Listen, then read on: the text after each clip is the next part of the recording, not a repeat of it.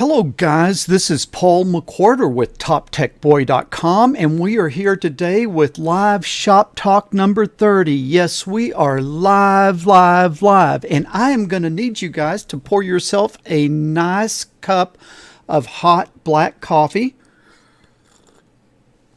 Yes, we are having black coffee, hot coffee today, because in West Texas it's a little cool this morning. So I've decided to make the transition over to hot coffee. You can choose the coffee most suited for your temperature, but it must be black, no sugar, no sweeteners, none needed. Hey, are you guys ready to learn how a transistor works? Because we're going to get into a little solid state physics today. Had a lot of guys ask about this. At one point I'd sort of shown how a diode worked, a light emitting diode. Had a lot of guys write and say, well, could you show us how a transistor works? And so that's kind of what I would like to do today. Let's see. Hey, we've got some people coming on. We've got Glenn, we've got Back to Hack, we've got Subhojit, one of our regulars, Stephen Michael, we have got Rahul TDK, we've got Lakshmadan coming on, Dibyoti Jinnah, Han Durum, Mimi, Hero. Okay, got a lot of guys coming on. Welcome. Okay, so we are going to talk today about transistors.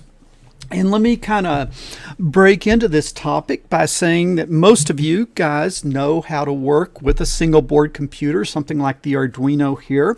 And you sort of know that you type programs in, and then those programs somehow magically become zeros and ones. And once you get down to the silicon level of a microcontroller or any type of microprocessor, you're really dealing with everything is zeros and ones. And then how do you get a 0 and a 1? Well, it's like little bitty switches. You could think of many tiny switches, and those tiny switches are either on or off. And if the switch is on, you could think of it as a logic state 1, and if the switch is off, you could think of it as a logic state 0. So you probably know a lot about working with the IDE and writing programs in words, and then somehow you know that magically the things that you're writing become a bunch of zeros and ones, and they interact with little switches on the piece of silicon that is the heart and the brain of the microcontroller. Okay, but kind of like, I guess the first thing I should say is there's a lot of different layers between you sitting up here and writing a program and the actual transistor level, which is down almost at the atomic scale. There's lots of hierarchical levels of functionality between those two, but in order to understand them, you've got to kind of get to the point that you understand the transistor. And so that is what we are going to talk about today. We're going to talk about those transistors. So as I say, the transistors are on-off switches, and on a modern integrated circuit, on a modern microprocessor, you might have 1 billion. That's billion with a B. You might have 1 billion of these transistors on a chip that makes up the microprocessor. Now that means that each transistor is very small, and they're batch fabricated all at the same time on a most convenient silicon wafer. Yes, excuse me. I have a silicon wafer here. This is a 6-inch silicon wafer. I think that since this one was made, they went to 8-inch and then probably 12-inch, maybe on their way to 15-inch wafers. But the wafers get bigger and bigger. But the thing is that the integrated circuits are all built at the same time on the silicon wafer. I should say that the square thing that you're looking at is a plastic carrier to protect the wafer. The wafer itself is the round part that's inside. Now, if you look at that wafer, it looks a little bit like a piece of aluminum or a piece of metal, but it is made out of silicon. And silicon, it would be like, you've got to kind of think of it almost like glass. This wafer is very brittle. If you dropped it, it would break into a million different pieces. It would shatter. Okay, but the transistors are built on silicon wafers, and so what you would look at here is this silicon wafer probably has 500 or 600 different integrated circuits on it. After it comes out of the fabrication facility, the wafer is sawn up, and then the chips are placed in plastic packages and then wire bonded to, and then you end up with something like this chip. If we pop the lid off of that chip, if we pop the lid off that package, you would see a little slice of silicon, and that silicon, I don't know, for Arduino, it's not billions of transistors. I would guess probably hundreds of thousands or millions, because it's kind of a simple microcontroller. But the point is, they're all built the same. So I'm not going to talk too much today about how the transistors are built, other than they're built in clean rooms. They are built on silicon wafers, and they're all batch fabricated at the same time. But what we're going to talk about is we're going to talk about how the transistor actually works, because it's the sort of heart of the integrated circuit. So I will switch over here to a different view. And let's see, I will get out of your way here. And let's just sort of start talking about a transistor at the operational level. Like, you can get a transistor, you can plug it in, and you can make it operate as a switch. And so let me kind of start talking about it at that level, like how you interact with it. And then after that, I will tell you a little bit about the solid state physics, about how these things actually work. And so let's see if I can come over here and get my pen out. This is the schematic diagram for a transistor, and I am going to be looking at a CMOS transistor, CMOS, and I am going to be looking at an N-channel transistor. And we'll talk a little bit later about the difference between an N-channel and a P-channel transistor. But with an N-channel transistor, and a P-channel transistor for that matter, you have 3 terminals.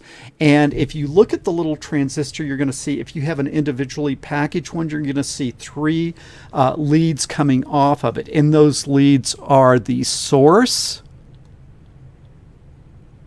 the drain, and the collector. Source, drain, collector? No. I'm sorry. I have misspoken. Undo. Undo. Let's see, I need to erase that.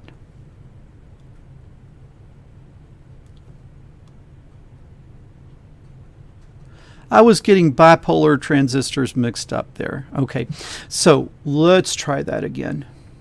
Okay, so the thing that is, I was right, it's source, and then it is drain, are 2 of the leads, and the source and drain can really be interchanged. There's usually, in most transistors, not a difference between the source and drain, and so you could sort of think of those interchangeably.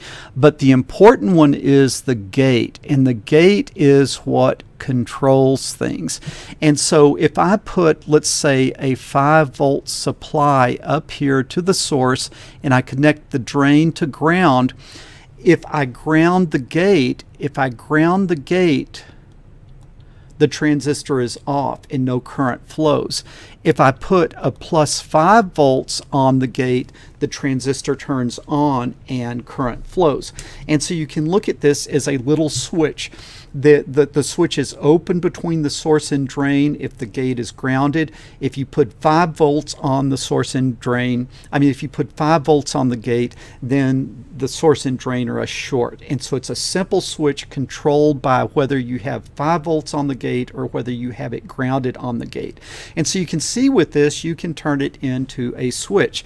Now, there is also a P-channel transistor, and it also has a source, a drain, and a gate. But the P channel turns on with a negative voltage. And so if it's grounded, it is off, and a negative voltage turns it on. And when you put a P channel and an N channel transistor together, they complement each other, and that's what we get, complementary. Okay, what does CMOS stand for? Complementary metal oxide semiconductor. So it's sort of an acronym for the layers that you end up with when you build the transistor.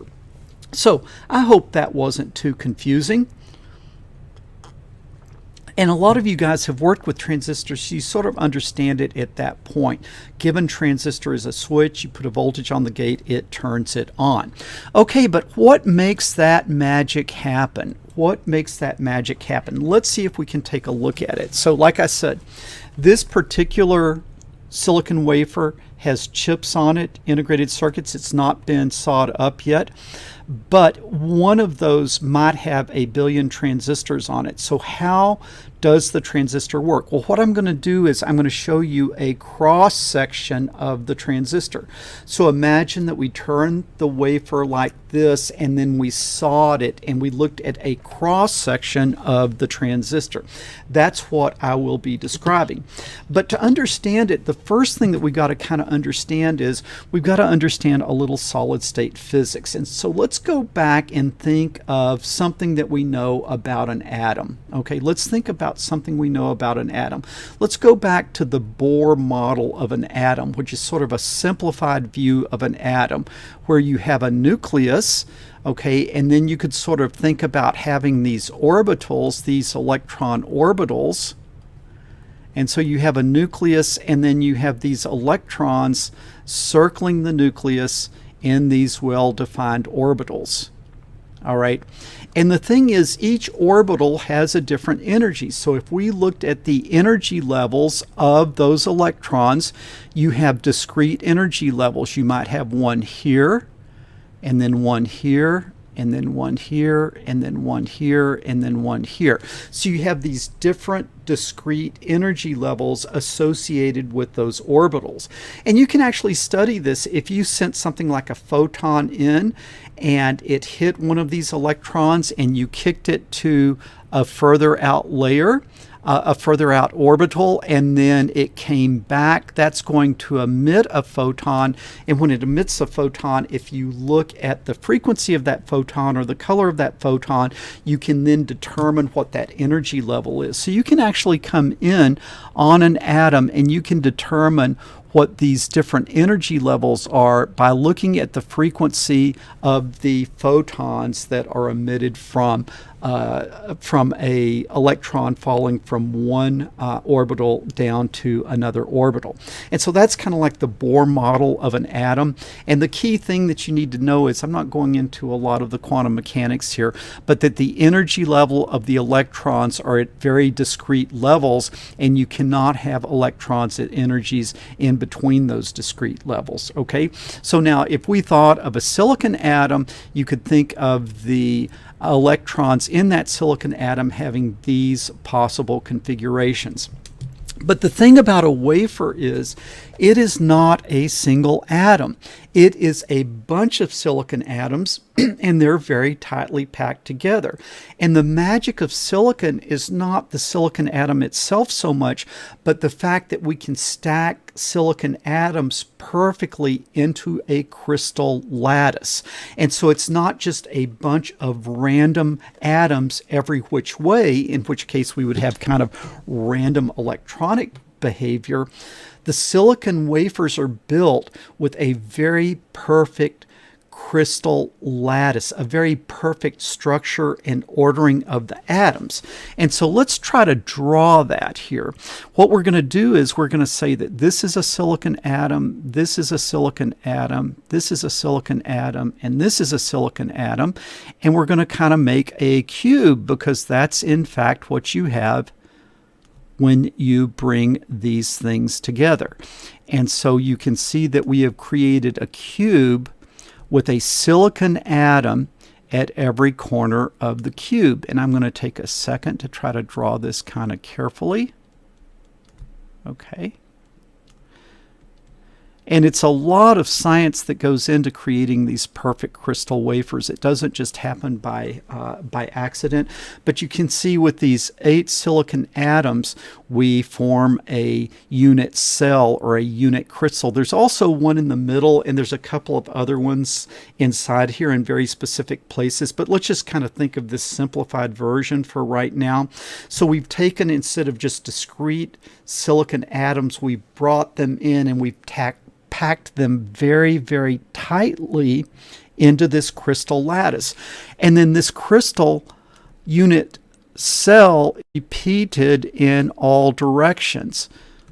So when we look at something we can hold in our hands like this wafer, it is this basic unit cell stacked together perfectly in X, in Y, and in Z. So you just have this sort of like almost infinite array of these perfect little building blocks. Well, what happens when we were talking about this atom up here? We said that you have very discrete energy levels that the electrons can be in. But what happens when we start bringing these atoms close together to form this crystal lattice? Well, another kind of quantum mechanical effect it's another sort of quantum mechanics law is that no two electrons can have the exact same quantum state. So what happens is you start bringing the atoms together, bringing the silicon atoms close to each other, their quantum states start kind of interfering with each other. And so like if I was over here, way over here, I could have another silicon atom and it could have those same energy states. But as I start bringing those atoms together, the quantum mechanically, they start seeing each other.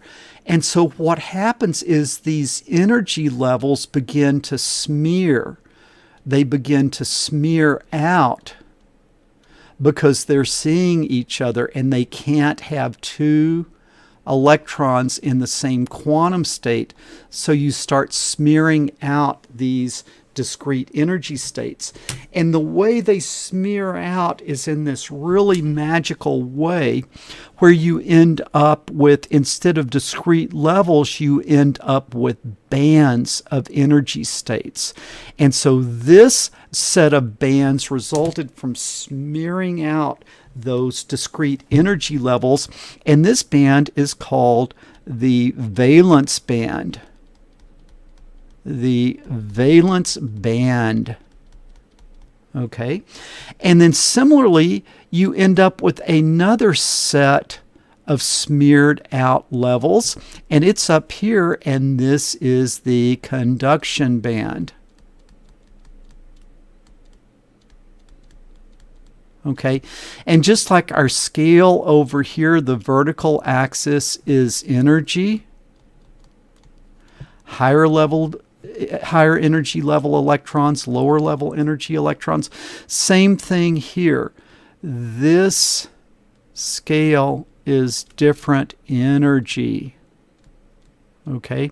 Now, what you also have between those two bands, so you can have electrons here at any of these energies in the conduction band, and they can be at any of these energies in the valence band. But as you do this smearing, you end up with this really amazing thing here, which is the energy gap.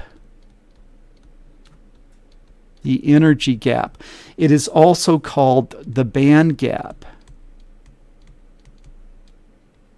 And there are no allowed energy levels in here.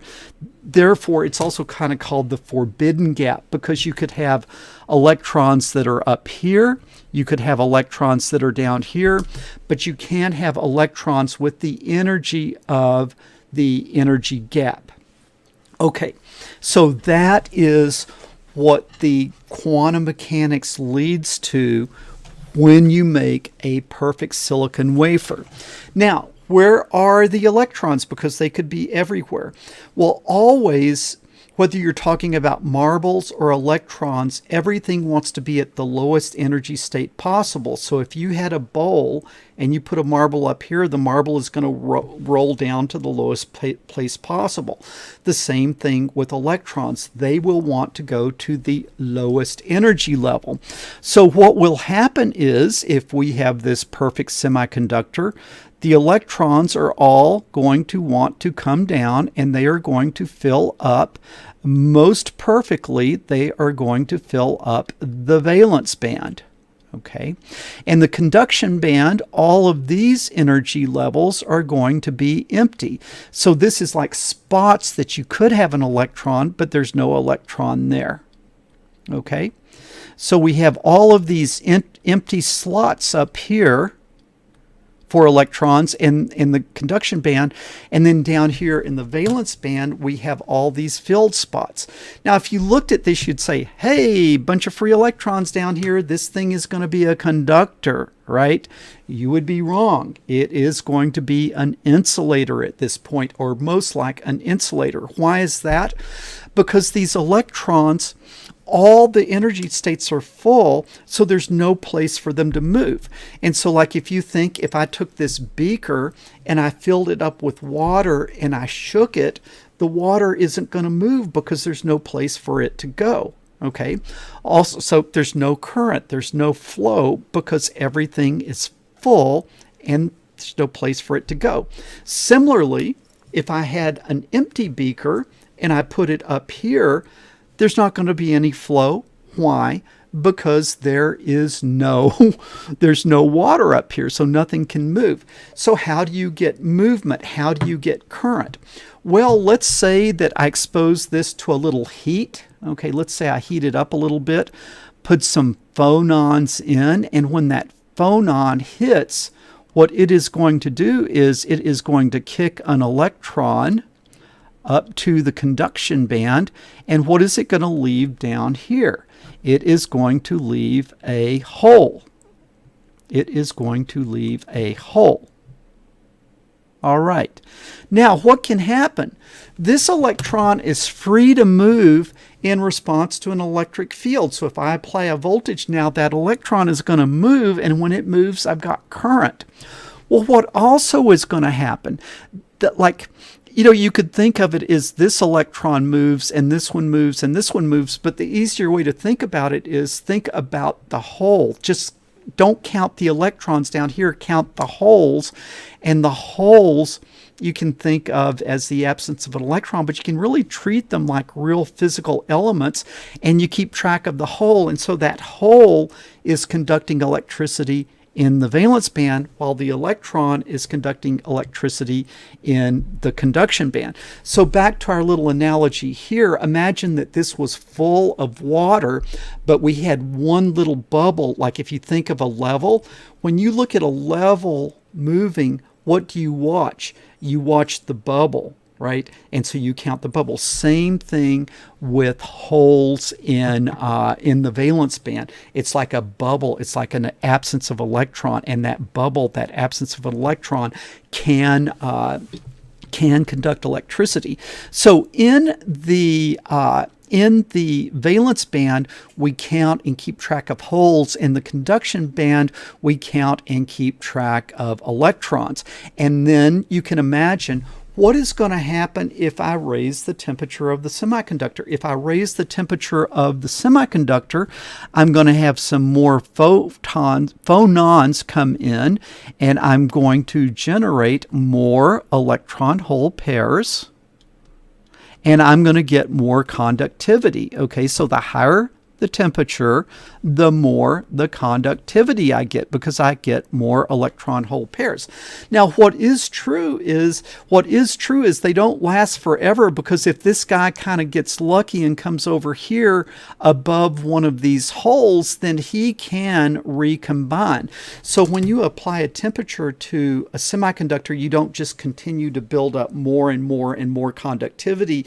You kind of end up with a dynamic equilibrium where you have some number of electrons, some number of holes, and therefore some conductivity.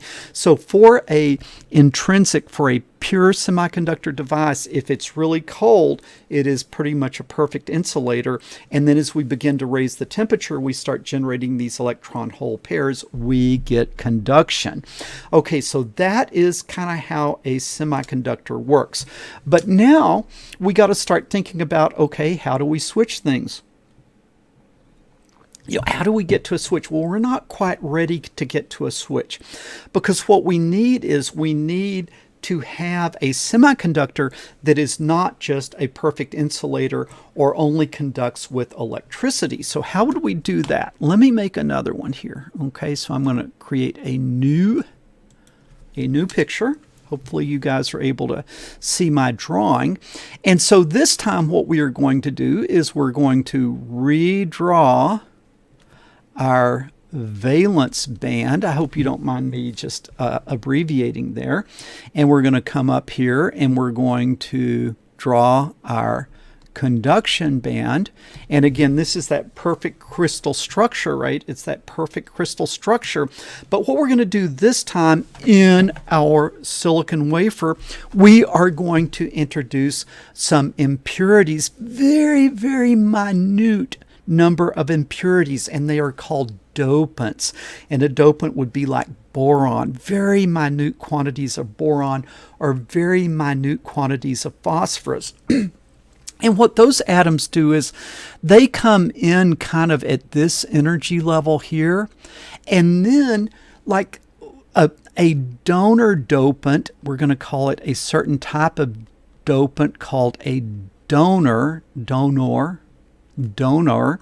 And what it does is it has an extra electron, and that extra electron is at an energy level very close to the conduction band. And so really, at any temperature at all, it's up here, okay? It is up here. And so each one of those donor atoms, each one of those donor impurities is going to donate an electron to the conduction band. Why is it so easy?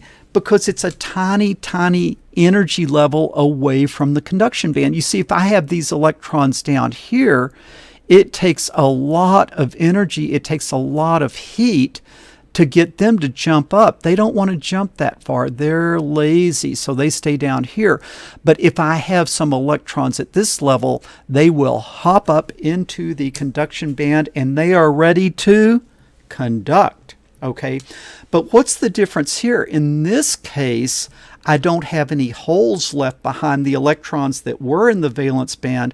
They are still in the valence band, and all of my conduction comes through these donated electrons. There is no hole conduction. It is all conduction by these donated electrons.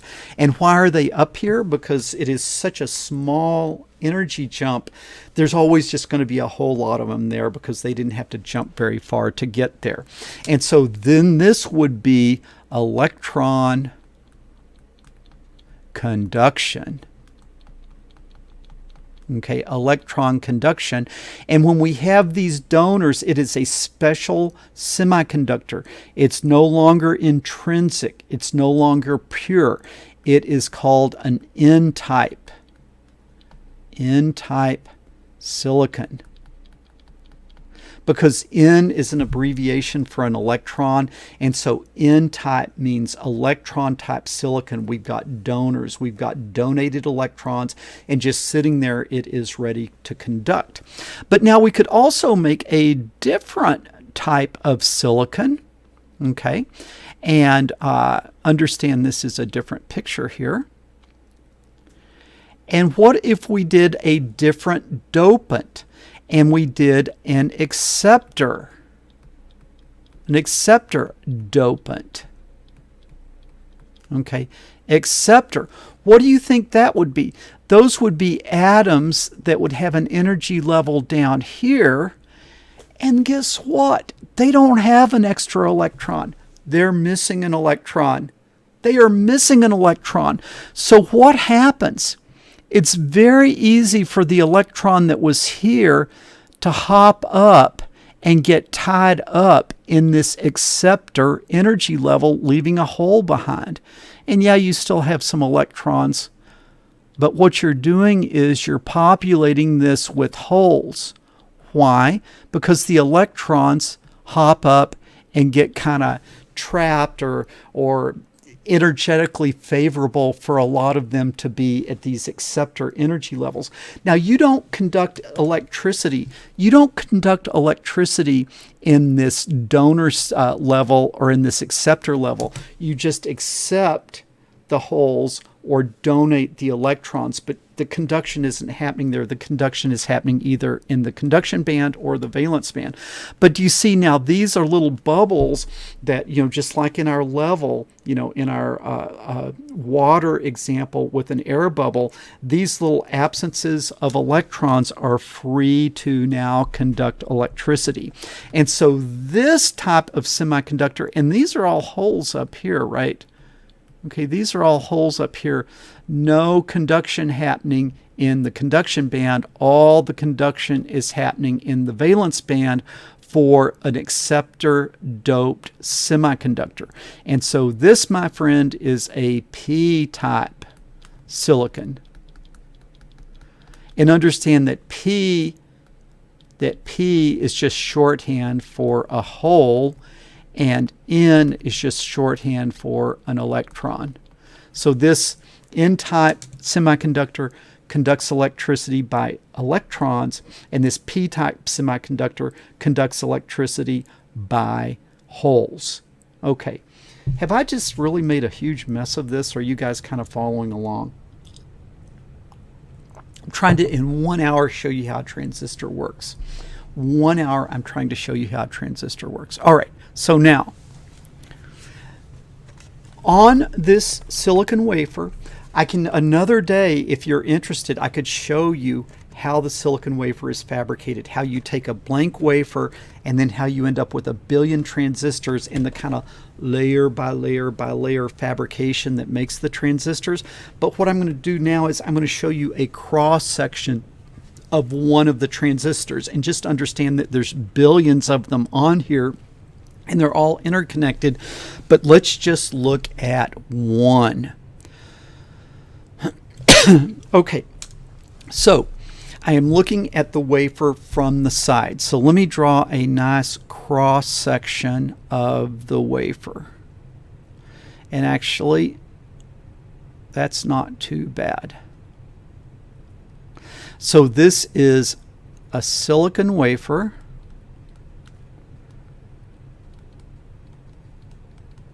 And I am looking at a cross section. Okay, and this is going to be a certain type of transistor, and it is an N-channel transistor. N means what? Electrons. So what type of material do you think I'm using to create an N-channel transistor? And you would probably guess N-type, but you would be wrong. I have to start with P-type silicon. So this is P-type. So what does this mean? This means that it has a bunch of holes, right? It's like full of holes, right? It's the acceptor-doped silicon, all right? Now what I'm going to do over here, though, is I'm going to create a region that is very, very heavily N-type. And then I'm going to create a region here that is very, very heavily N-type, okay? And I'll go ahead and tell you that this is going to be my source, and this is going to be my drain. Okay, so what do I have here? In this P-type, I have holes, and in this N-type, I have electrons. So you think, well, the P-type is conductive and the N-type is conductive.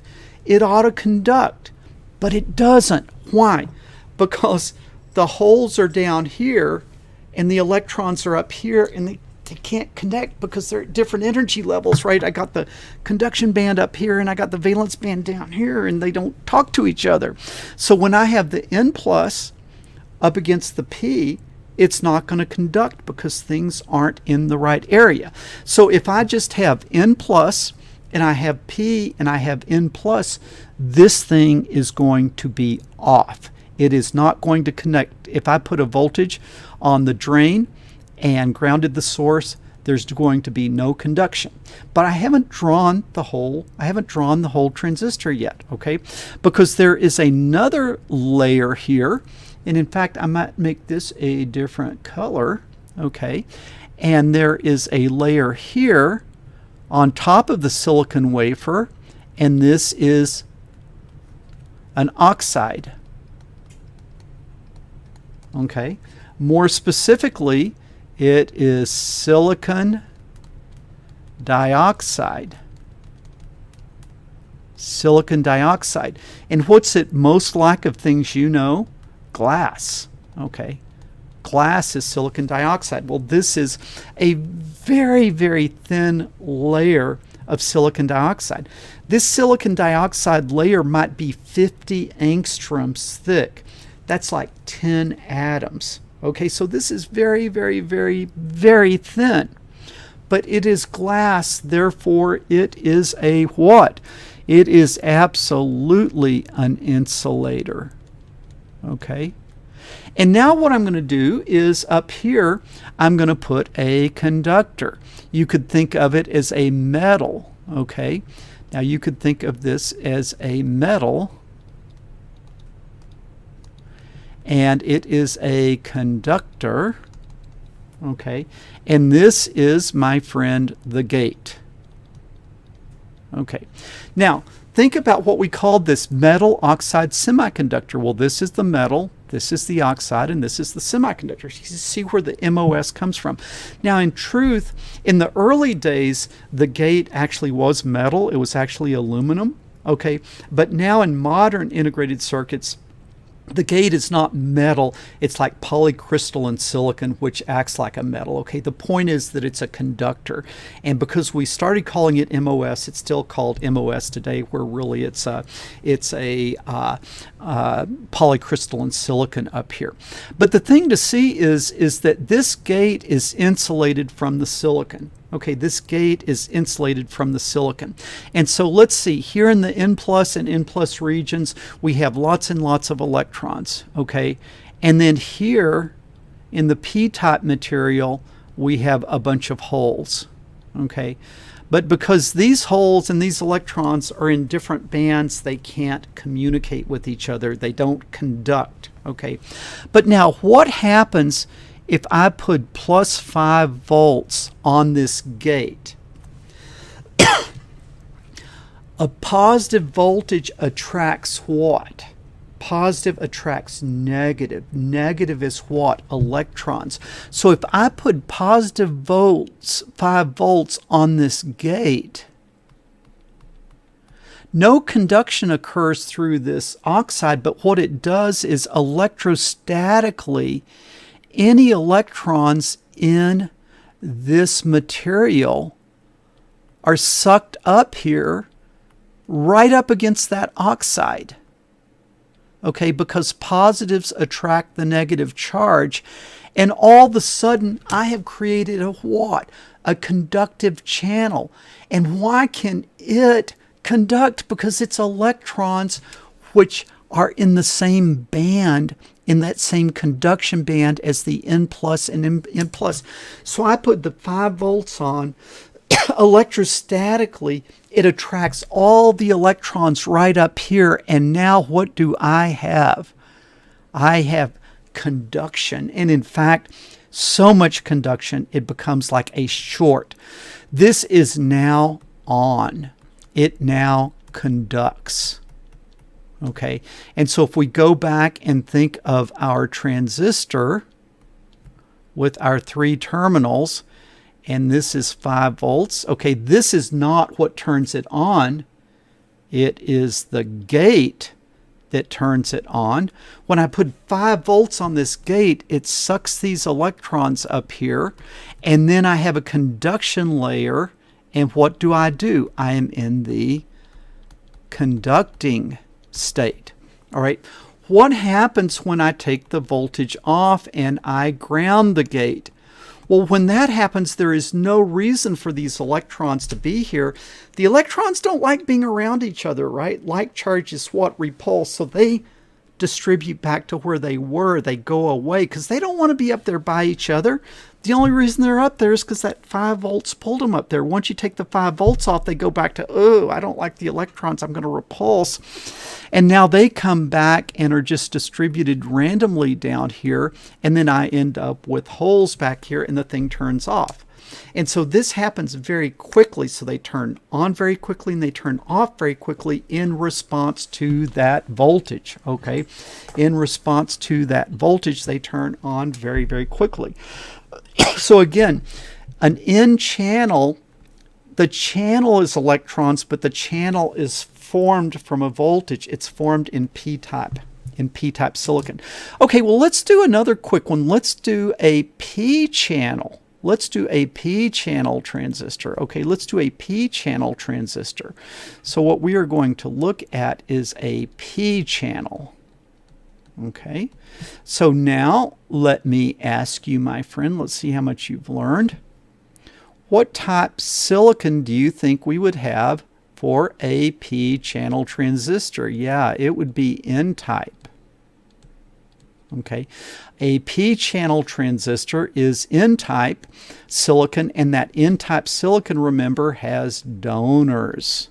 It's donating electrons. So this is electron rich, if you will. Well, then what would our drain and our source be? Well, these would be very heavily p-type, very heavily p-type. And then we're going to come in and we are going to put our insulator here again. Okay, so there's our oxide. And then we are going to put our gate here. Okay, so now this is electron rich here. I'm not going to draw the electrons in because it's hard to erase the electrons, but there's electrons here. And then here, there's a whole bunch of holes. Okay, a whole bunch of holes and a whole bunch of electrons, but they're in different bands, so you can't conduct. Well, now, what would happen if I came in and I put -5 volts? -5 volts is going to attract what? It's going to attract not electrons, it's going to push electrons away. It's going to attract holes. So any of the random holes that are out here in the N-type material are all going to be sucked up here to the gate oxide. They're all going to be pulled in. And now I have holes, I have holes, I have holes. I what? I conduct. But now if I come and I turn that off and I ground the gate, now there's nothing holding those holes together. They don't want to be close to each other because they're all positive. They're going to repel each other. They're going to go back and distribute, and the transistor is off. Okay, so that is a p-channel transistor, and we had an n-channel transistor. Now, what's the big deal about p-channel and n-channel? Well, the whole thing is, in the early days, you made integrated circuits from, let's say, n-channel transistors, or you made integrated circuits from p-channel transistors. That works, okay, that worked in the early days, but what's the problem? Every transistor, there's going to be a whole lot of transistors at any given time on, okay? And that means they're going to be drawing current, which means you're going to be using power. Well, in the early days, what you really wanted to start doing was developing very low power circuits. So what did they start doing? They started putting a n-channel transistor in series with a p-channel transistor, like this, okay? And then let's say you had something like this. And now, if I put plus 5 volts on this, the n-channel transistor is on and the p-channel transistor is off.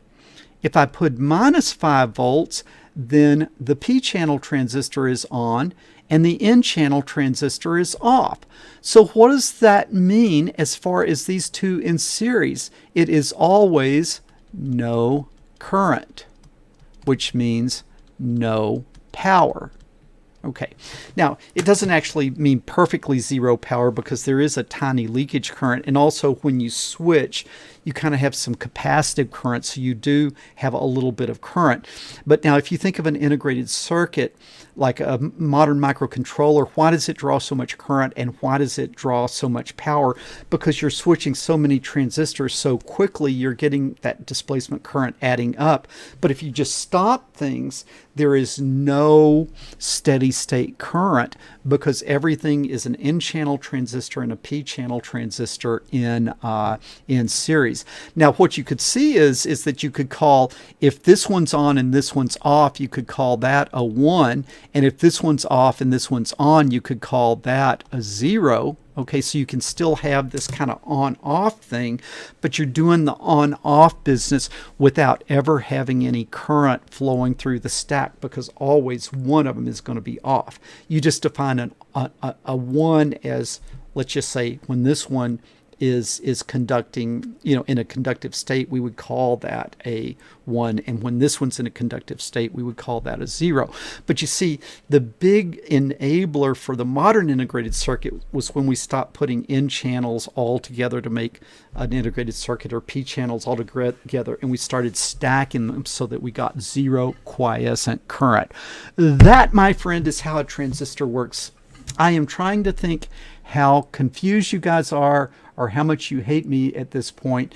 But what I will do is I will take a second here and see if I can answer some questions. First of all, let me just ask the question, did this at all make sense, what I said? Also, what I could kind of ask is that did you already know this? Was this at all useful? Let me know, does it make any sense? Okay, let's see. Looking for some questions. Man, you guys are being kind of rude here. What's going on? What about bipolar junction transistors? Okay, a bipolar junction transistor is different. Okay, a bipolar junction transistor is like this. Okay, and what you have is you have a base and you have an emitter and you have a collector, and there is a little current that goes from the base to the emitter, and then that's amplified. Like the collector emitter current is like 100 times what the base emitter current is. And so bipolar junction transistors are typically not used as switching elements. They're used more for analog functions. Like if you wanted to create an audio amplifier, you could take a small current coming off of a microphone and use that to create a large current that could drive a speaker. And so a bipolar junction transistor is used primarily for analog functions because it intrinsically draws current and therefore is intrinsically not good for making a digital function. Okay, so that is, man, you guys are really rude today. Okay, I am going to put some of you guys in timeout. I needed a moderator today. This has gotten out of hand. Okay, where is this transistor commonly used? Okay, the bipolar junction transistor is the metal oxide semiconductor, MOS or CMOS transistor, is the core building block of virtually all modern integrated circuits. Okay, a Darlington pair is an analog function. It's a little bit, and Darlington pair and current mirrors would be analog functionality, and I would need to kind of go in and give you the same story again on bipolar transistors and build it all up again. But those are more analog functionality, where the CMOS is used for digital logic. And so the CMOS transistor, the MOS transistor, is the core building block of virtually all integrated circuits. Okay, let's see what other questions we have. Okay, Darlington pair current mirrors, we'd have to do a separate one on that. Could you do tutorials on full electronics, something which covers everything for every... Okay, you got to understand, man, from you guys sitting there and programming the Arduino down to this transistor level, there are layers upon layers upon layers upon layers. And sort of like what I could kind of do from the transistor, I could show you how from a few transistors you could build logic gates like AND gates, NAND gates, OR gates, NOR gates. You could build simple logic functions, and then from simple logic functions you get Boolean algebra, and then from that you get certain functional blocks like maybe a shift register or things like that. Also JK flip-flops, RS flip-flops can act as a memory cell, and so you could sort of see how to get digital logic, and you could see how to get bit memory using transistors. But then you've got to understand that those become building blocks for bigger building blocks for bigger building blocks. And between you up here saying a digital write command in the Arduino down to this transistor level, there are many, many, many different levels. Okay, in my Elegoo starter kit, I have an NPN transistor. Yeah, the NPN transistor is used more as an amplifier. I think that the NPN transistor is used maybe in the example for the motor controller. Okay, but for the core building block of integrated circuits, it's not NPN. Those are bipolar junction transistors. It is these CMOS circuits.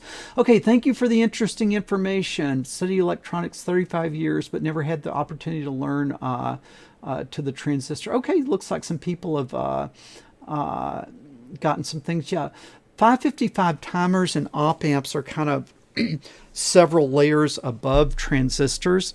And so I think the next thing I could probably show you would be how to build a logical AND gate or OR gate or NAND or NOR gate with individual transistors. And so if there's interest in this series, I'm a little discouraged because of all the nonsense that I saw with you guys being rude to each other as I was talking. I needed a moderator to keep you guys in control. But if you're interested in this sort of thing, kind of let me know, because this is trying something a little bit different here, trying to show you a little bit of the physics of what goes into things. And if this turns out to be popular, I could try to do more of these. And in fact, I might make a series on it. But if you guys are just going to be rude and foolish to each other, I will go find something more useful to do. Okay, let's see. What are my views on Bowden? I don't know what you mean by Bowden. Okay. CMOS transistors later than BJTs. Some electronic courses. Okay, to me, the reason I start with the CMOS transistor is it's so simple. A CMOS transistor is way more simple to understand than a bipolar transistor. And I think they teach bipolar transistors first just because, to begin with, everything was bipolar transistors. Like, you think the first thing that actually used a silicon device was probably like a transistor radio. That's the first commercial thing that a normal person would have had that had silicon in it, and that would have been a transistor radio, like back in the probably late 50s or early 60s. You could probably get a transistor radio, and those were NPN bipolar transistors. And so they typically teach those first, but really most important these days is the CMOS transistor. Okay, sir, possible to do more than one video on what are my views on Biden? You know what? I don't talk politics because it is very divisive. And what I want is I want us to all get along.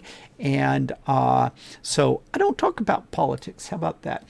Can we make a NOT gate using a CMOS transistor? Yes, you can. You can make a NOT, you can make a NOR, you can make all type. Any of the logic functions are just simple combinations of CMOS transistors. Okay, a transformer is something fundamentally different than a silicon device. You can simulate a transformer using silicon, but transformers are really intrinsically inductors, and inductors are coils of wires, and coils of wires are not something that you really build in silicon.